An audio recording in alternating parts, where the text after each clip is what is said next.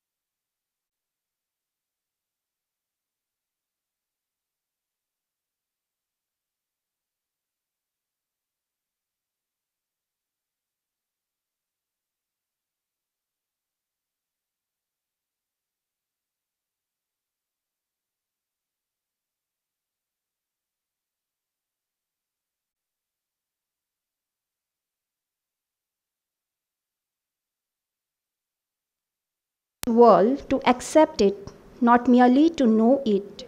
We may become powerful by knowledge, but we attain fullness by sympathy. The highest education is that which does not merely gives us information, but makes our life in harmony with all its existence. Quote complete. I request Professor Parvekar to welcome the chair of the program, Honorable Pro Vice Chancellor, Professor Sanjay Duthe, with floral bouquet.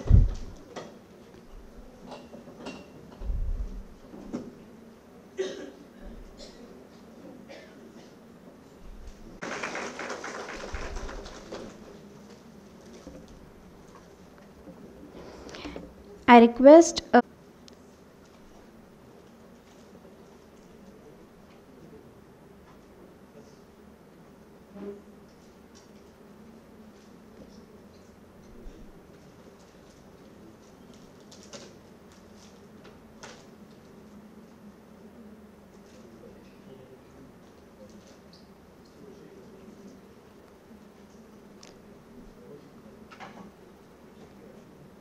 तिकडे.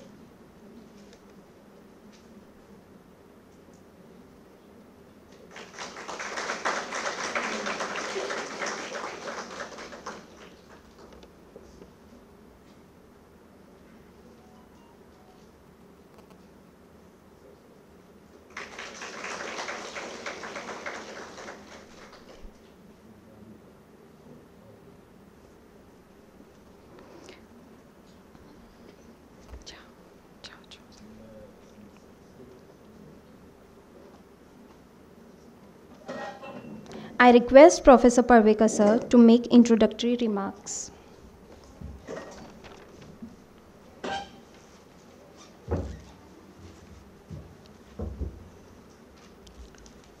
Before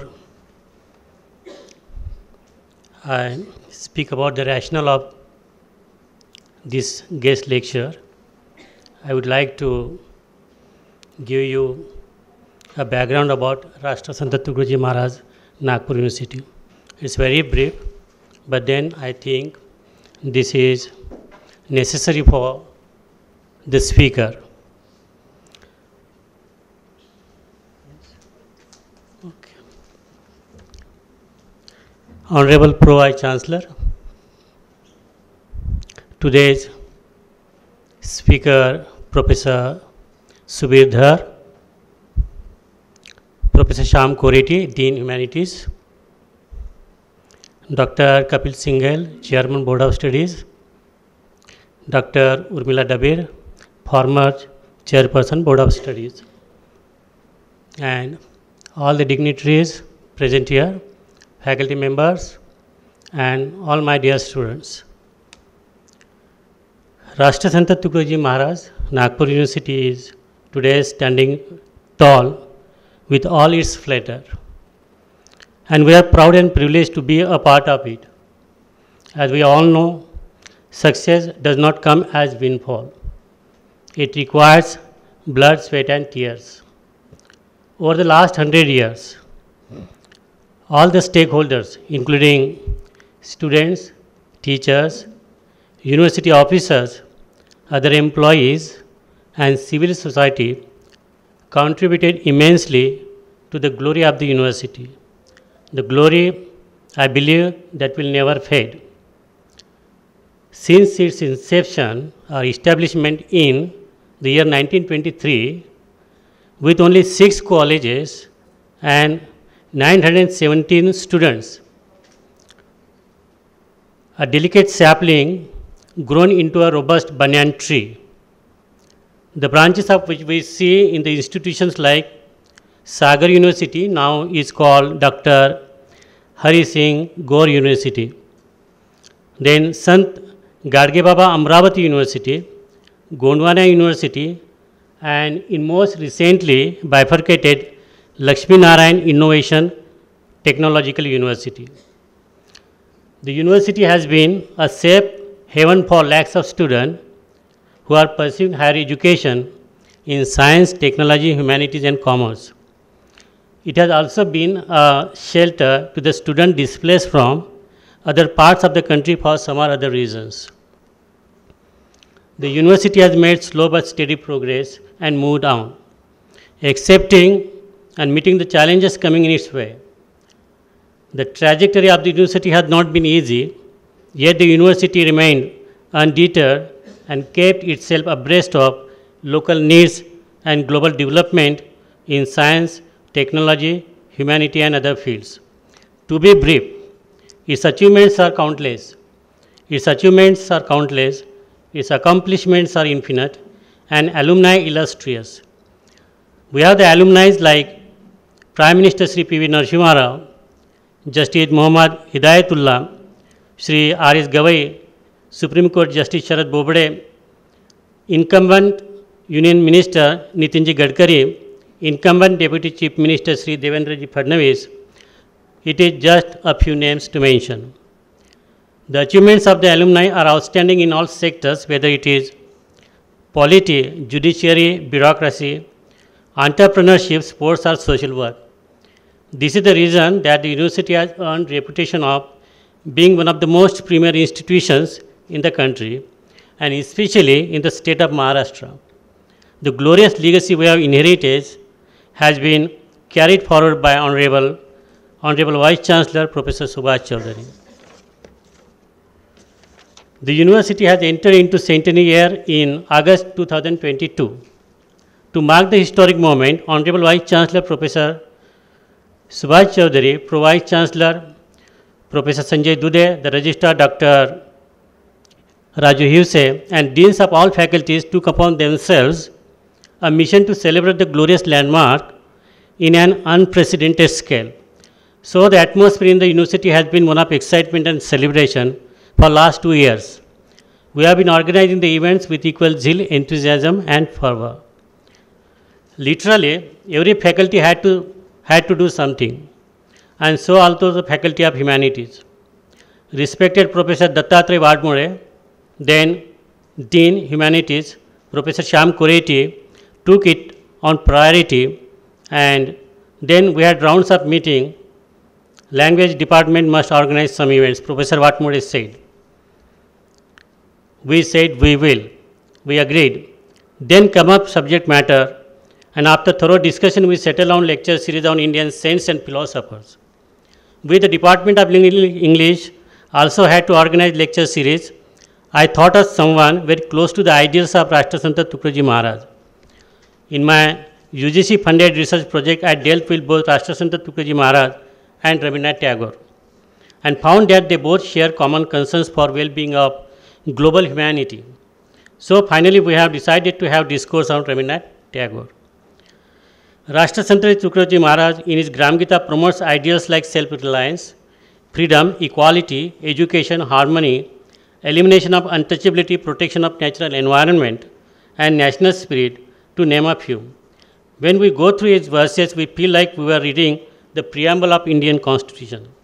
He says, "Let there be fraternity, let all creeds, sects, and castes be united, let there be freedom, let there be harmony, and let us respect human dignity, and let us uphold the spirit of nationalism." Rabindranath Tagore, being the only Indian Nobel laureate in literature, has global impact, and his Gitanjali, for which he received Nobel Prize, is the crux of his philosophy. Like Rashtrasant Tukadoji Maharaj, Tagore also addresses universal human concerns. In his much acclaimed Gitanjali, we find a unique confluence of spirituality and nationality. Humanism, impact of nature and human spirit, importance of education, necessity of transcending one's self and national boundaries.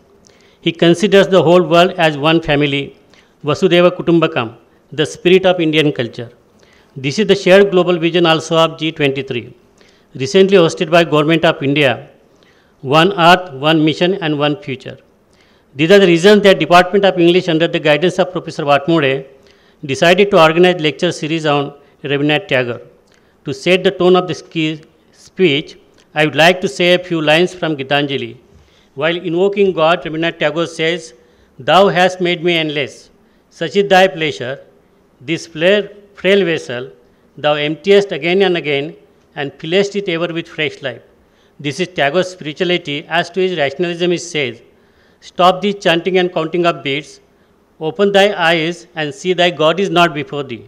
The crux of Tagore's vision we see in his lyric, "Where the mind is without fear," he writes, "Where the mind is without fear and head is held high, where the education is free, where the world is not fragmented by narrow domestic walls, and where the clear stream of thought is not lost into dreary desert sand of dead habits.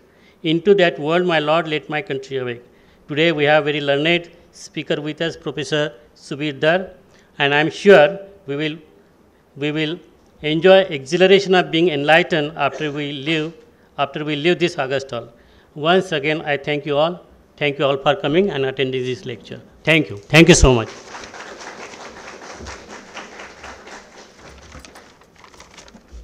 Thank you, sir. I request Professor Parvekar, sir, to welcome Koreti, sir.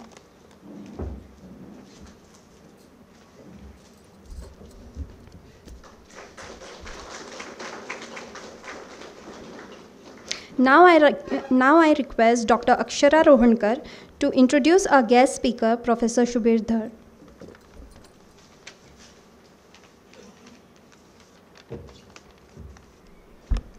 A very good afternoon to the dignitaries on the dais and to one and all present here. I now present a short introduction of Subir Dhar sir. Professor Dr. Subir Dhar is an internationally renowned scholar who has taught for nearly 35 years in Rabindranath Bharati University, Kolkata, India. Having served as director of the university's School of Languages and Culture, the honorary director of the Tagore Gandhi Culture, and as head of the English department. He has also had the distinction of serving for a time as the officiating Vice Chancellor of Rabindranath Bharati University on the orders of the Honorable Chancellor and the Higher Education Council of the Government of West Bengal. He is at present Dean of the School of Humanities and of Social Sciences, as well as being the Director of the School of International Languages in Sister Nivedita University in Newtown, Kolkata. Professor Dhar has conducted research on William Blake in Cambridge University and has made academic presentations in Oxford University, Ohio State University, and ULAB, Bangladesh. He has participated in academic interactions with faculty in Morris College, USA, Colorado University, and the University of Denver. He is serving at present as an external member in the Board of Studies of the English Departments of Northeastern Hill University and Rani Rashmoni Green University, West Bengal. He has had the distinction of having delivered conference keynote addresses, refresher orientation course, and faculty lectures throughout India in at least 14 states, including Andhra Pradesh, Assam, Bihar, Delhi, Jharkhand, Madhya Pradesh, and many more. He has published 6 books and scores of research papers in the fields of Shakespeare studies, British Romanticism, the poetry of William Blake, Rabindranath Tagore, post-colonial literatures, and contemporary Indian writing in English, popular culture, etc. His current areas of special interest include gelatology, hermeneutics, Western and Indian classical, and translation. He is at present co-editor of 2 UGC care-listed journals and is the Honorary General Secretary of the Shakespeare Society of Eastern India. We are highly elated to have such an august presence amongst us this afternoon. And sir, we now request you to begin your lecture for the eager audience. Thank you.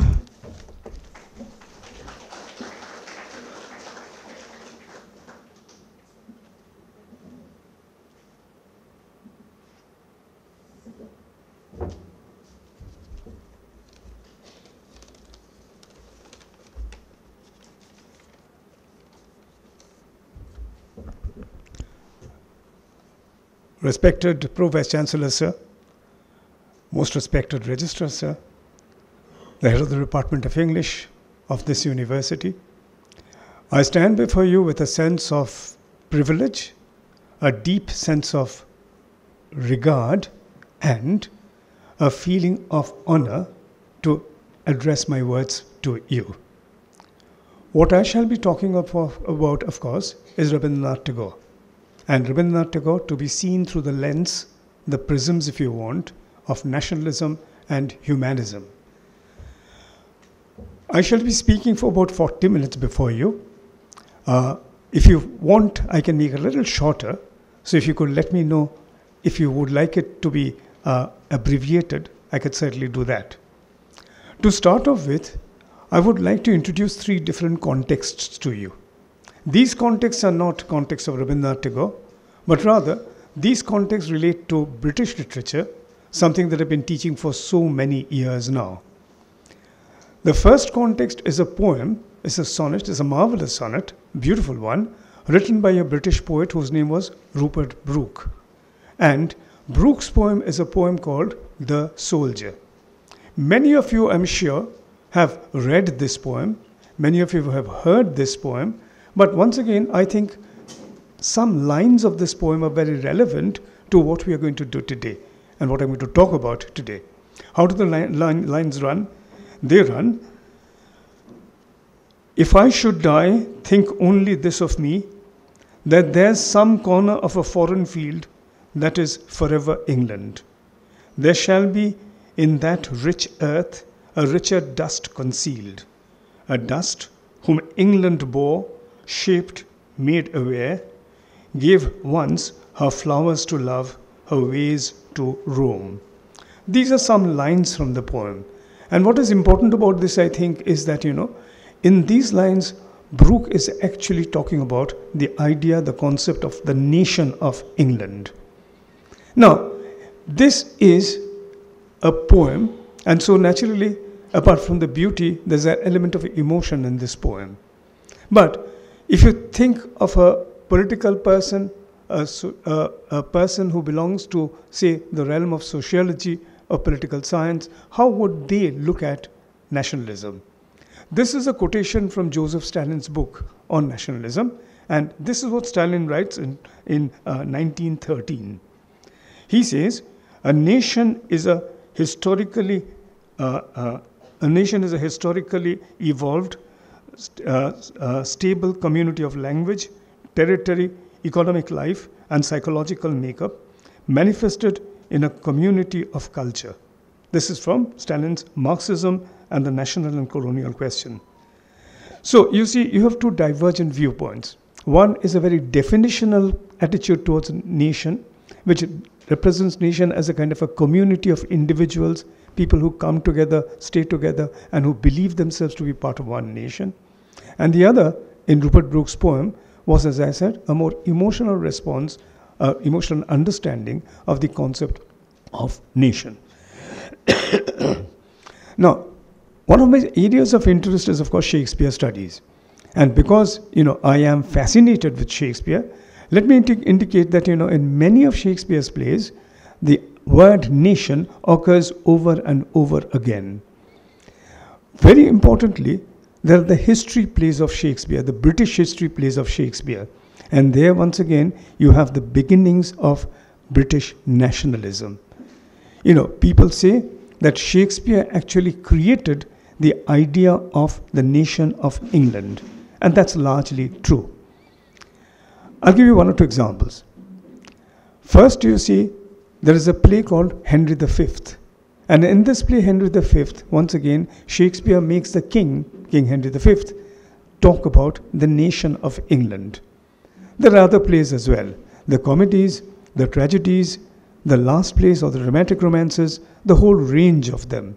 And in all of them, nation becomes a very operative word. So you see, once again, from Shakespeare and in Shakespeare, you have the beginnings of the growth of the concept of the idea of the nation in the Western civilization.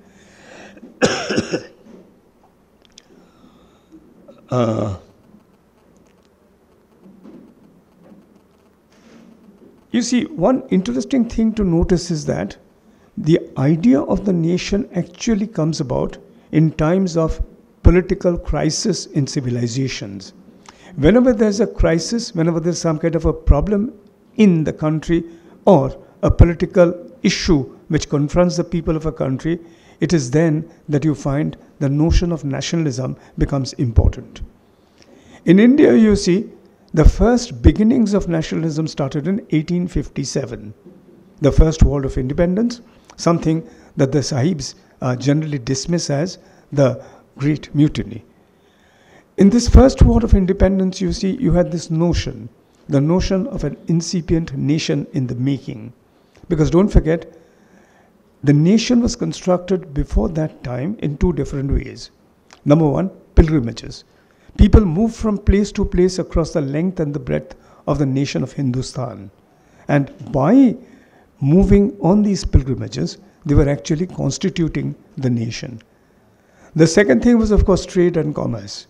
Because never forget that India as a nation was a nation in the Mughal times and even before that because of trade and commerce. So you see, the whole idea of India as Hindustan, if you want, is something that existed even during the Mughal times.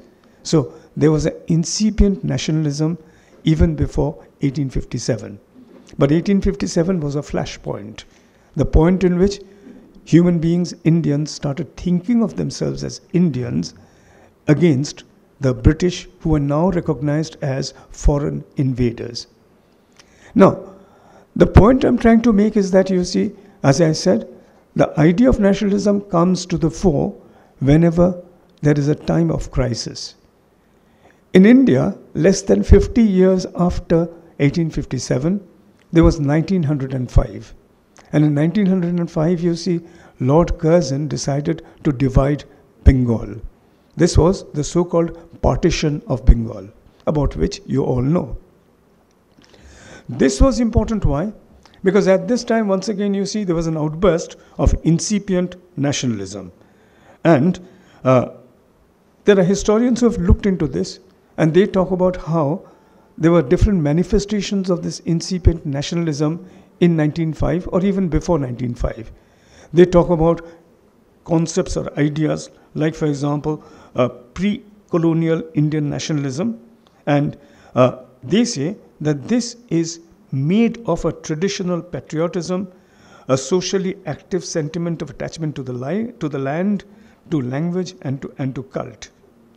You know, this was true because if you think of it, ideas, terms like Desh, Watan, or Nadu, these notions came to the forefront, and the people of India started thinking of themselves as Indians. At this point, let me give you an example from contemporary Indian writing in English.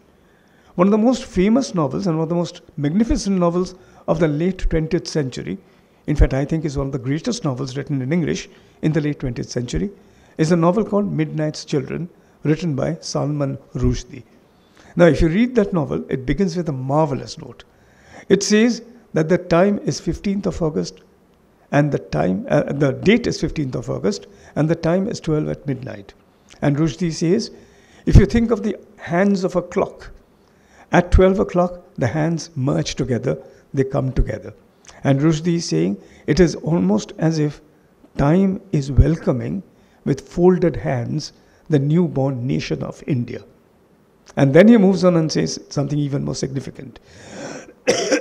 He says at that moment, that second of time, a miracle took place. What was the miracle?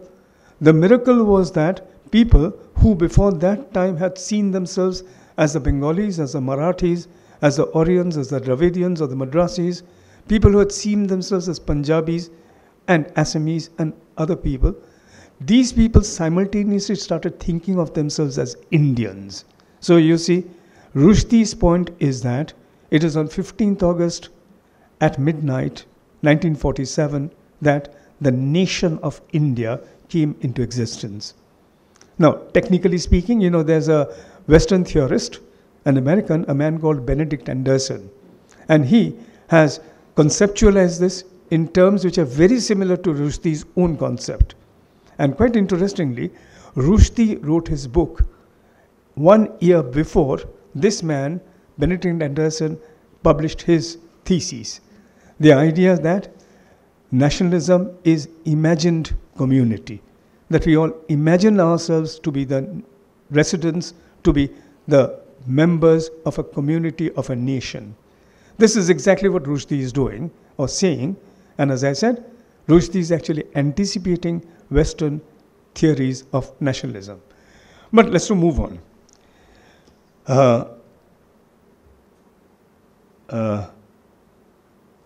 After 1957, as I said, there was, once again, 1905. In 1905, what really happened was that there was this uprising, a kind of a flaring up of the notion of nationalism, particularly in Bengal. Now, at this time, historians say that there were four definite trends to the nationalistic instinct. What were they? They were, people say, the moderate wing, the constructive wing, the political extremist wing, and the revolutionary terrorist wing. Because you see, these were ways in which people reacted to the incipient nationalism of 1905 and the years following this. And the point is, in 1905, 17 July, our leader Surendranath Banerjee called for a boycott of British goods and organizations. On 7th August 1905, this idea was resolved in a very well-attended meeting held at the Calcutta Town Hall. Now, Tagore was initially sympathetic and in a sense even committed to the idea of nationalism, And he contributed to it by the writing of a number of Swadeshi songs, that is, national songs. One way in which he did this was to follow upon Bankim Chandra Chatterjee's representation of India as a mother figure. Bande Mataram. In Tagore's poetry also, Tagore's songs particularly also, you have the same figuration.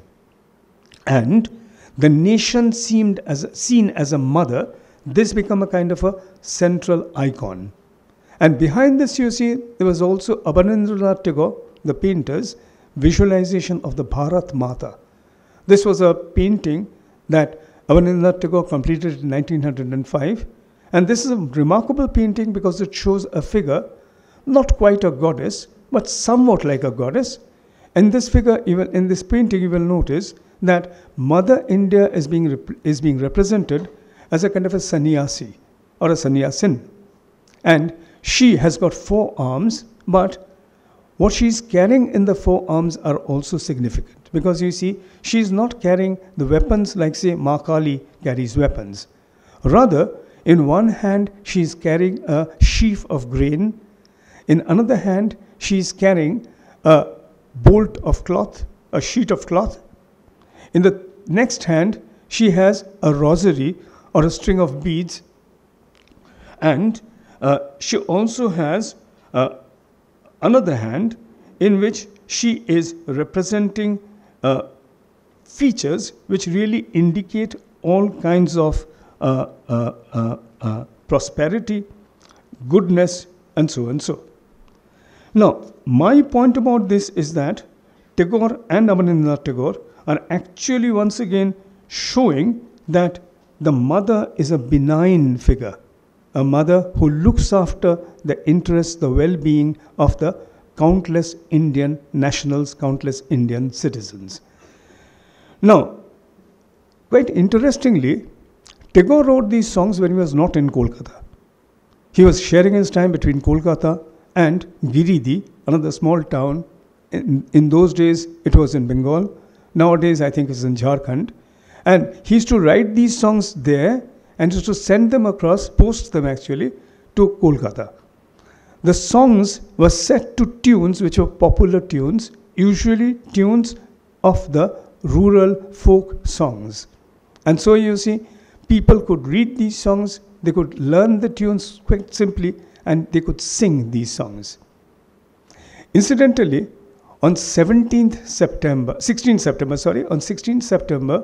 1905, Tagore himself led a procession from the Federation Hall in central Kolkata to Bagh Bazar, which is in North Kolkata, and Tagore himself sang these songs in the procession. So you see, once again, Tagore's commitment to the idea of nationalism was something not only incidentally, but something deeply committed, deeply true to his own sense of realization of what nationalism is about. Now, allow me to quickly look at one or two of Tagore's Swadeshi songs to indicate his imagining of the nation in terms of a familiar universalized figure, that was the mother. These are lines from the song Ebattor Moragange Ban Esheche, and the English translation runs, "Now in your dried up river the tide has risen. Float your boat in the name of the mother. O boatman, where's the boatman? Call out with all your strength. O untie the ropes, unfurl the sails, never mind whether we live or die." Look at the first line once again. "Now in your dried up river the tide has risen. Float your boat in the name of the mother." The mother becomes the central icon here. Another song, "Amra Milechi Aj Mayer Dake," runs, and the first lines are, "We have mingled here as one, as our mother has called us. We belong here. So why should we leave our brother as a stranger? All the sons of our land, let's gather together and meet our mother." Now, consanguineous with this Matri Vandana was Tagore's nephew, Rabindranath Tagore, whose painting Bharat Mata already has been talked about. And you see, the point is, one interesting digression which I would like to make here is that, if you think of this representation of the mother as a figure, associated with this another figure is another concept in the patriotic songs of many countries, many nations, including Tagore. What are these? The concept is what I called eco-nationalism. And what do I mean by that? What I mean is that if you look at the three national anthems that Tagore is said to have been associated with, obviously Jana Gana Mana in our own nation, Bangladesh's Amar Shonar Bangla, and third, Sri Lanka Mata, which is the Sri Lankan national anthem. The third, some people say that Tagore wrote it. Some people say, no, Tagore didn't write it, but he inspired it, which may be a fact because you see, the writer of that national anthem was a student of Tagore in Shantiniketan. And the whole point is, it has got a Tagorean flavor to it. And my point is, in all of these depictions, in all of these national anthems, there is a depiction of the country, the nation, either in terms of a mother and also in terms of Shushamulang, that is, fruitfulness, beauty, greenery, plenitude. Now you see, in other words, nature itself and the mother trope are becoming united. And you see, in a lot of patriotic songs, you have this representation of the nation in terms of greenery, in terms of fruitfulness, in terms of rivers, in terms of mountains, and so and so. In other words, you see, there's almost a kind of an ecological imagination at work here. And one can perhaps think of this kind of utterance, this kind of a presentation in terms of what can be called an eco-nationalism. But anyway, that's a digression. Let me come back to the things that I was talking about. You see, after 1905, the next important date in Tagore's consciousness is 1908. Why? In 1908, you see, Tagore turned against the kind of nationalism that was manifesting itself in Bengal. He wrote a number of essays from 1908 onwards, both Upotheya, for example, or another essay called Shodupai. In these essays, he started criticizing the people who believed in the Swadeshi brand of nationalism. Why? Because he saw them as indulging in selfish violence. He saw them as defeating the purpose of a true nationalism. And this was largely true. Let me give you an instance, a quotation from a news item that was published in the Statesman on this is 11th September 1905. This is what the news item says, and I quote: "The Bengali boycott during the past 4 days has taken a prodigious bound forward. Stoutish students mount guard upon the British shops to scare away native customers, and a Bengali gentleman who purchased a bicycle was set on by a number of men who still threaten to punish him directly he peeps out of his house. A government official high up in our society purchased some British goods and has so much angered the ferocity of the patriots that he has been flooded with anonymous letters saying, quote, 'Government will make him a Maharaja,' unquote. Anybody issuing from a shop with British goods in hand is hailed. 'Ho, you there? Just a minute.' And after a bit of fooling, the parcel is taken out of his hand quite politely and burnt on the spot." That was a news item. Now you see, as is well known, there are 3 political novels written by Tagore in which he scrutinizes and interrogates the idea of nationalism. These are his 1910 magnum opus, Gora, Home and the World of 1916, and Char Odhai, or 4 chapters, of 1934. Of these, I shall speak of Gora later, since the narrative in this text looks forward to a scenario beyond nationalism, and I would like to begin with the home and the world first. Interestingly, there are two aspects to the discourse on nationalism in the novel. The first, as signaled by Bimola's, the protagonist's, observation about the new epoch coming in like a flood, breaking down the dikes and sweeping away all our prudence and fear before it. This, I would say, is a dehistoricized visioning of Swadeshi, for Bimola suggests almost that the movement, the nationalist movement, was a kind of an ex nihilo affair without any kind of a gradual build-up. I would say the narrative of the novel unwaveringly implies that the bounds of Nikhilesh's rural zamindari estates, the idea of nationalism was more of the nature of an eruption initiated by the arrival of an agent provocator from outside, Shondip, with his followers imported from the city. The second issue in the novel is that of the logic of the novel's discourse deflecting the intentionality of the nationalist purpose away from a political understanding of the event towards a human and an emotional one. In other words, you see, if you read the novel, you will notice that this is a novel which is not really about politics. Yes, politics is centrally present there, but it is not really about the political processes, but rather it is a novel about the human reactions to the politics that is taking place in the background, as it were.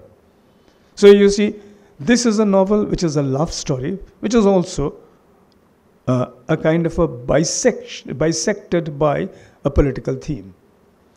To move on, the second, there is also noticeable in the novel of recurrent rhetorical figurations and tropic imagery. The excitement of the Swadeshi movement is described as a fire of drunkenness. Swadeshi workers are called iconoclasts who are armed with clubs. Shondip's nationalistic zeal is unquestioningly labeled as covetous self-love. Supporters of Swadeshi are men who must shout and defy their country in order to keep up their excitement. Sentiments such as these were crystallized by the more mature Tagore in his 1934 novel Charodhai, or 4 chapters. Otin, a central character, tells Ella bluntly, and I quote from the novel, a translation, "The patriotism of those who have no faith in that which is above patriotism is like the crocodile's back used as a ferry to cross the river.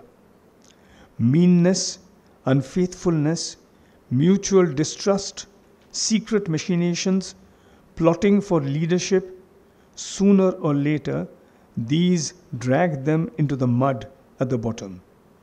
That the life of the country can never be saved by killing its soul is the monstrously false doctrine that nationalists all over the world are bellowing forth stridently. My heart yearns to give it effective contradiction." And then, earlier, in 1917, there was published Tagore's book, Nationalism. Written in English, it was read all over the world, and the poem came to be criticized in Japan, Russia, USA, UK, Germany, Spain, China, Yugoslavia, Poland, Turkey, as well as in India. What did Tagore write there? Tagore wrote, and I quote, "India never had a sense of nationalism." And he said, he criticized the West for its organizing selfishness of nationalism. These are important things. So you see, 1917, Tagore is coming to the realization that India never had nationalism, and that this is a Western concept which had been imported, a kind of a derivative discourse. And this is what Tagore is clearly illustrating, showing, indicating in 1917.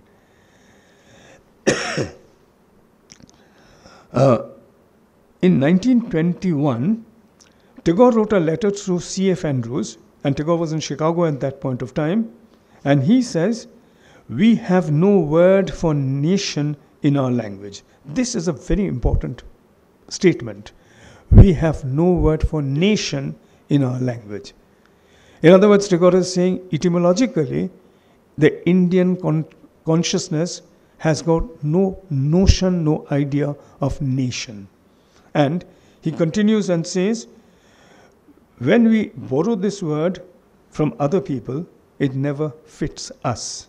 Unquote. Why the term nation does not befit the Indian masses is clarified by Tagore in the first chapter of Nationalism in the West. He writes, "From the early times of the Upanishads up to the present, our history has not been of the rise and fall of kingdoms, of fights for political supremacy.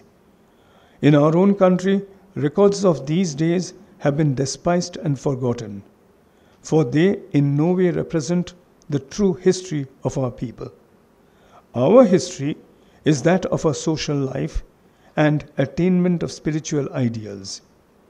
Here in India, of about 50 centuries at least, who tried to live peacefully and think deeply. The India devoid of all politics, the India of no nations, whose one ambition is to know this world as of soul, to live here every moment of her life in the meek spirit of adoration, in the glad consciousness of an eternal and personal relationship with it. This is the remote portion of humanity, childlike in its manner, with all the wisdom of the old, upon which burst the nation of the West." Unquote.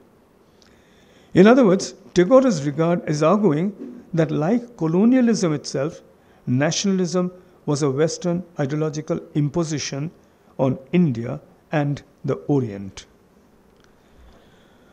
Western nationalism was always indicted by Tagore for being a soulless and dehumanizing force.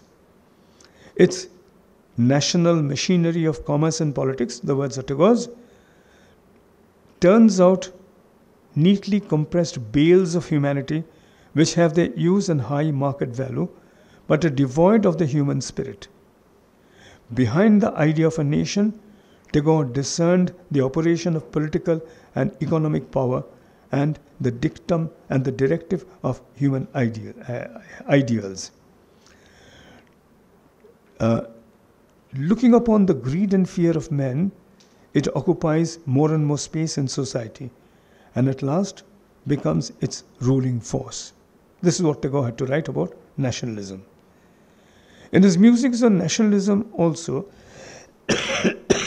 Tagore constituted a series of dichotomies between the spirit of the West and the nation of the West, between mechanization and human organicity, between abstraction and the human experience of living a communal life. And whether in his short stories or in his fiction, his poetry or in his drama, his paintings equally as his extensive non-fictional prose writings, the human was inevitably present in the consciousness of Rabindranath Tagore. This is why he has been described as a humanist, even though it is very doubtful if Tagore himself would have welcomed the term, particularly because, like the term nationalism, the term humanism is an instance of a derivative discourse taken over from the West. In the European context, humanism refers to a school of thought that originated in the 13th and the 14th centuries in northern Italy before spreading to the other parts of Europe and England. It was a distinctive feature of Western humanism that it was born of a spirit of reaction against medieval thought, doctrines, and worldviews. It is in it an attempt was made to connect to a long vanished Greek and Roman culture through translation and interpretation. Tagore's humanism was, on the contrary, one founded on his continued familiarity with the living traditions of Indian texts of antiquity, the Vedas and the Upanishads. Tagore's humanism was, in a sense, antipathetic to his understanding of nationalism, and it can be found in the most unexpected places, like at the conclusion of the novel Gora, in his letter to Lord Chelmsford renouncing his knighthood, and in his poem Bharat Tirtho. Let's look at these examples in which you see he is once again criticizing, interrogating, and trying to dismiss the notion of nationalism. Gora first. At the conclusion of this novel, the orphan child of an Irish couple, a mother and a father, who were killed during the 1857 uprising, brought up in a Brahmin's family, suddenly awakens to the realization that his foster mother Anandamoyi is the epitome of India as an all-embracing, all-forgiving mother himself.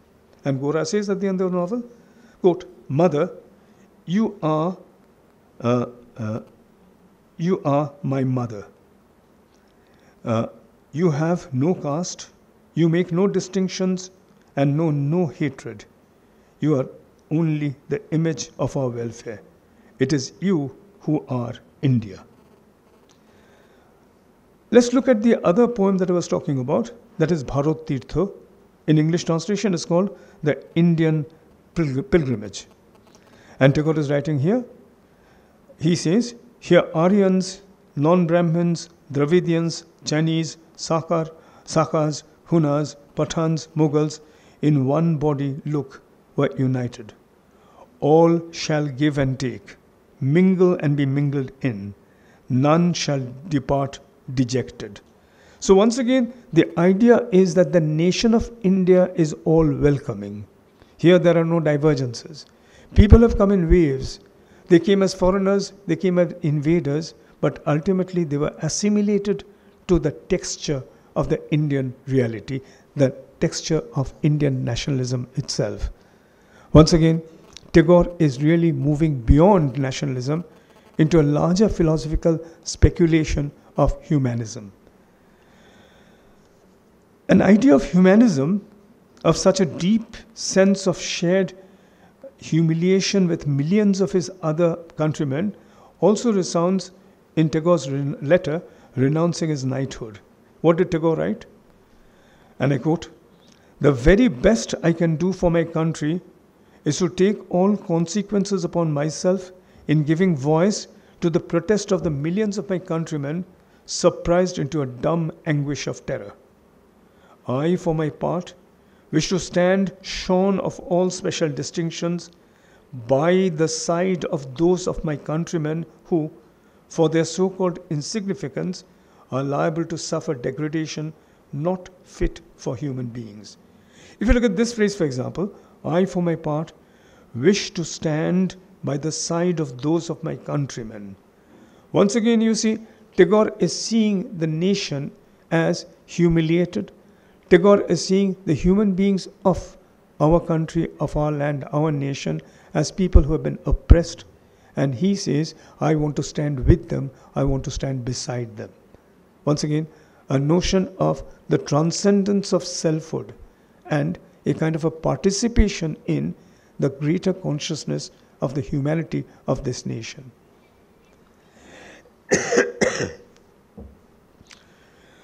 In a talk delivered in Milan, Italy in 1925, Tagore said, quote, "I have great faith in humanity. I admit that at this time, when the human races have met together as never before, the baser elements appear prominent. But for men to come near to one another and yet to continue to ignore the claims of humanity is a sheer process of suicide. We are waiting for the time when the spirit of the age will be incarnated in a complete human truth, and the meeting of men will be translated into the unity of man." Now this was 1925, hardly 10 years after the First World War. And this is Tagore's message to humanity. Once again, the notion that if you think of yourselves as separate, if you think of yourselves as restricted to your own nations, to your own countries, to your own territories, that is a sure committing suicide. The other option is to think of man as being together, the universal human. That becomes important in Tagore's vision, the unity of man. Tagore's most consistent expression of his apperception of humanism may perhaps be found in his book Religion of Man, published in 1931, in which he drew upon his readings of not only the Upanishads and the Vedas, but also on the ideas of the Bauls of Bengal. The religion of man, he wrote here, represented man's ceaseless endeavor to reach the perfect,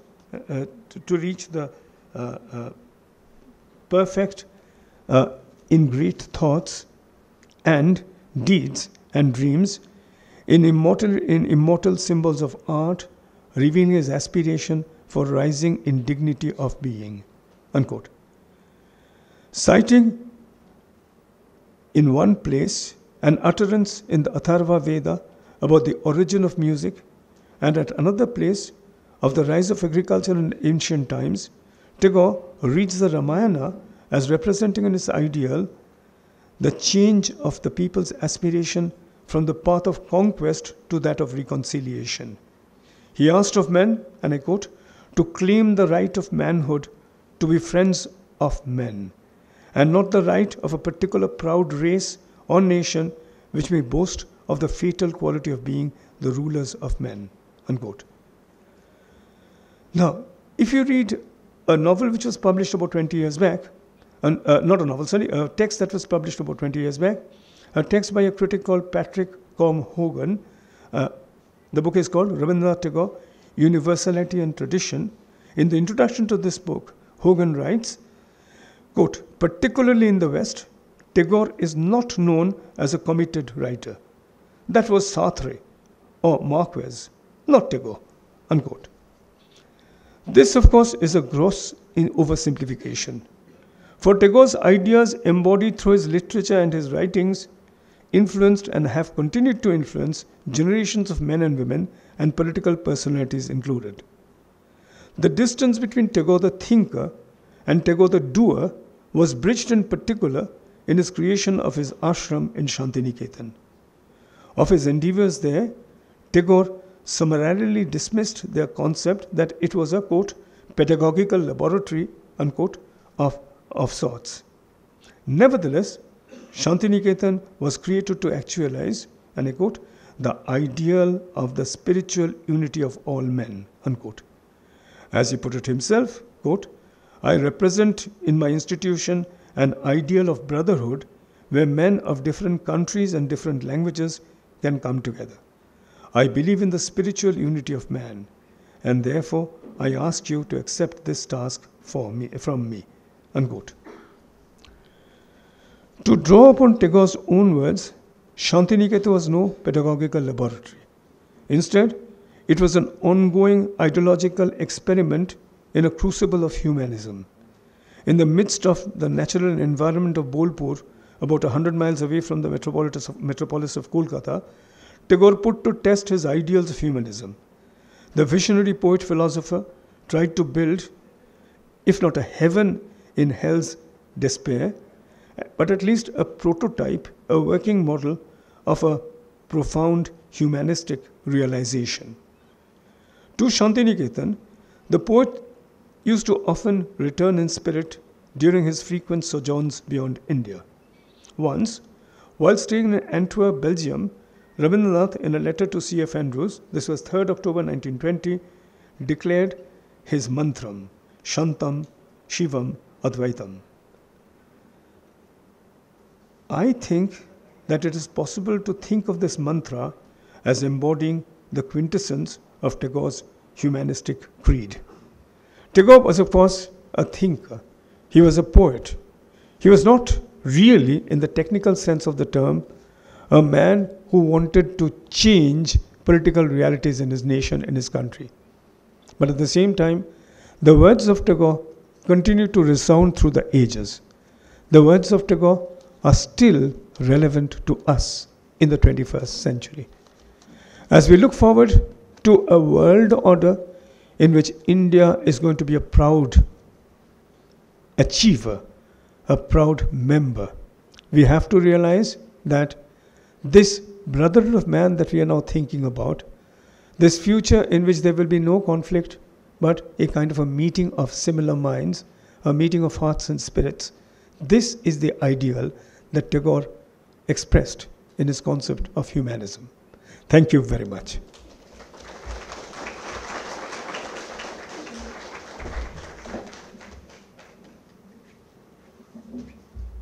Thank you, sir.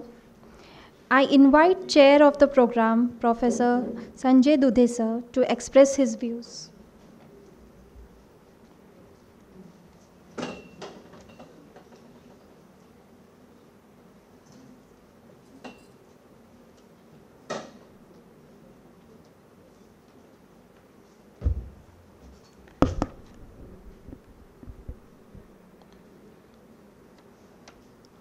My pranam to Rashtrasant Tukadoji Maharaj, respected Professor Subir Dhar, former Professor of English and Director of Language and Culture, Rabindranath Bharati University, Kolkata, Professor Dr. Shyam Koretti and Professor Sanjay Palwekar, Professor Dr. Shende, my friend Professor Dr. Nim Sarkar, Dr. Dabir Madam,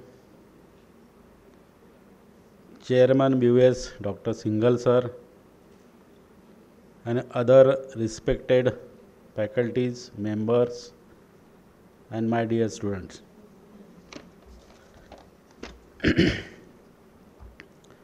Professor Subir Dhar spoke on the ideas of nationalism and the concept of humanism,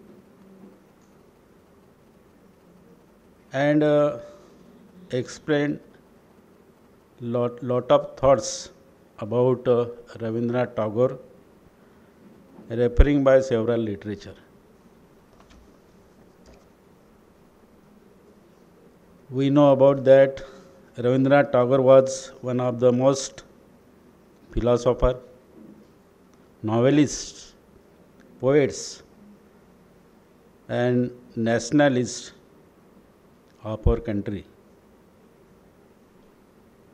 Tagore was an outstanding writer.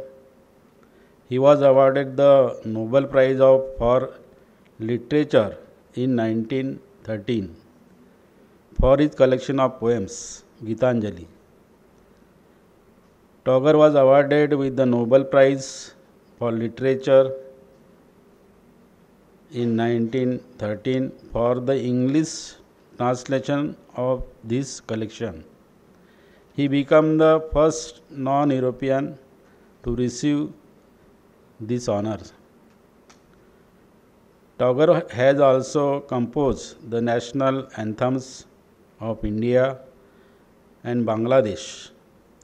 I also respect Rabindranath Tagore as he was a nationalist and even returned one of the highest awards of the knighthood given to him by the British Empire. In one of his famous quotes, he said that India is forever his country and he would wish to be reborn in India only. India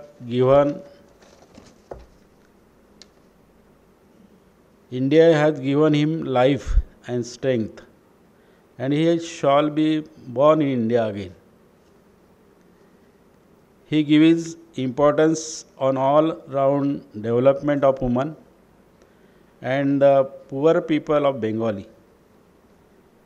Tagore declares that man is the architect of his own destiny.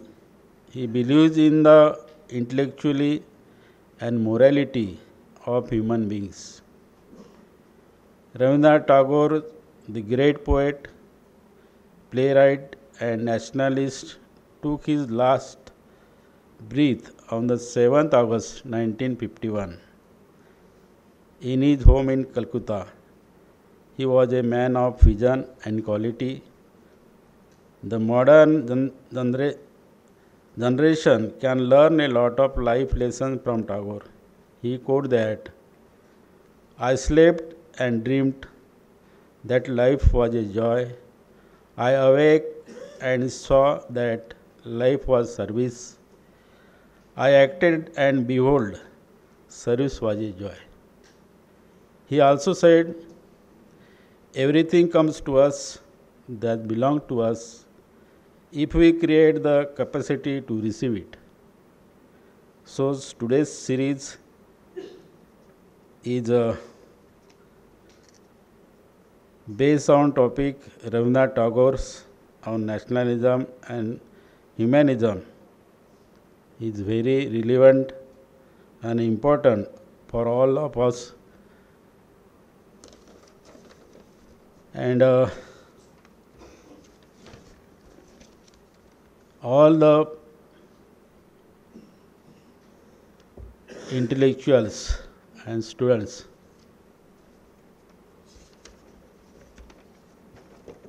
are very grateful. These programs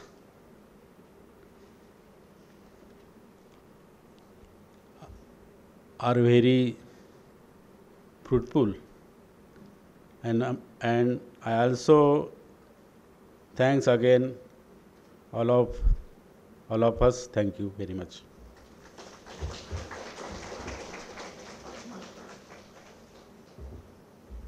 Thank you, sir. Now I invite Professor Corretti to propose formal vote of thanks.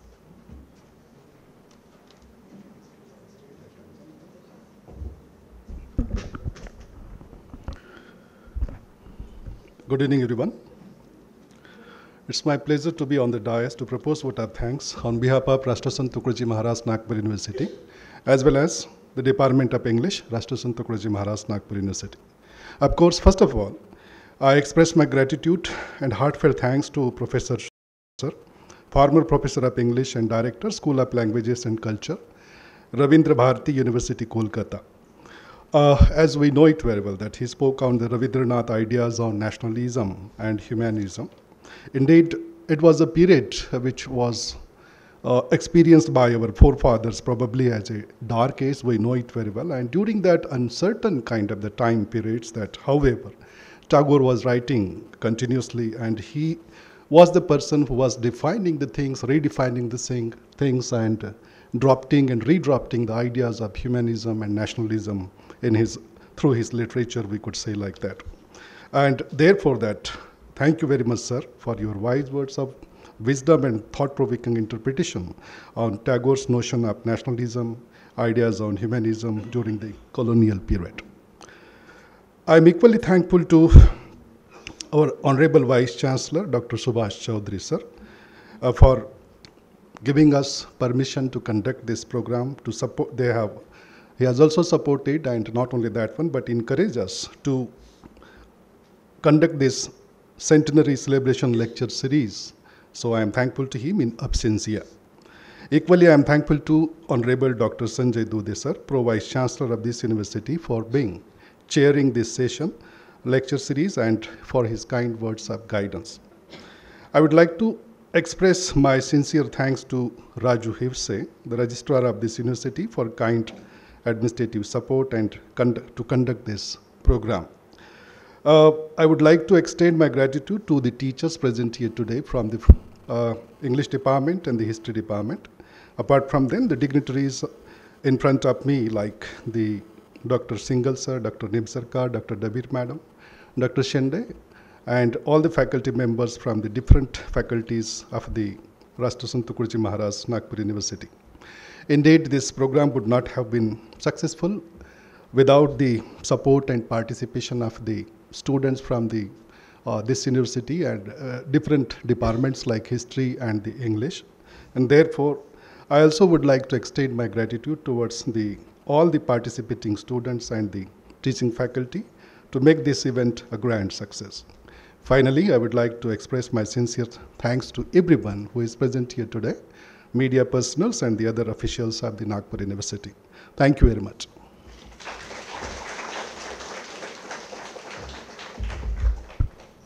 Thank you, sir. The program will conclude with National Anthem. I request all to rise in honor of National Anthem.